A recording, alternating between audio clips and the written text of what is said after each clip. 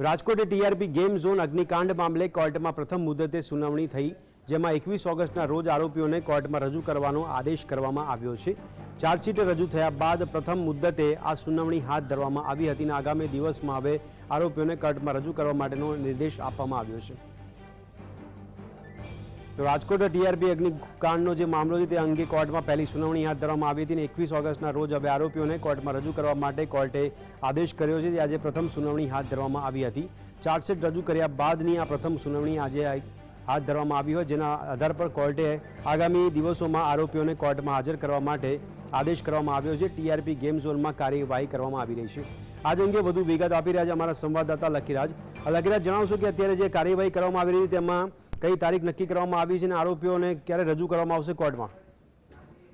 આપને જણાવી દઉં કે ટીઆરપી ગેમ ઝોન અગ્નિકાંડ મામલે હવે આજે જે કોર્ટમાં પ્રથમ મુદત અને સુનાવણી થઈ હતી અને એમાં 21 ઓગસ્ટે કોર્ટમાં તમામ આરોપીઓને રજૂ કરવા કોર્ટ દ્વારા જે આદેશ છે તે દેવામાં આવ્યો છે। ચાર્જશીટ રજૂ કર્યા બાદ આ જે પ્રથમ મુદત છે તે રાજકોટ કોર્ટમાં પડી હતી અને નામદાર કોર્ટ દ્વારા 21 ઓગસ્ટે તમામ આરોપીઓને રજૂ કરવામાં આવશે। હવે 21 ઓગસ્ટે શું જે કોર્ટ દ્વારા નિર્ણય લેવામાં આવશે તે ઉપર સૌ કોઈની નજર છે, કારણ કે આ ઘટનામાં 27 લોકોના જે જીવ ગયા છે। જી લકીરાજ, ધન્યવાદ સમગ્ર માહિતી આપવા બદલ।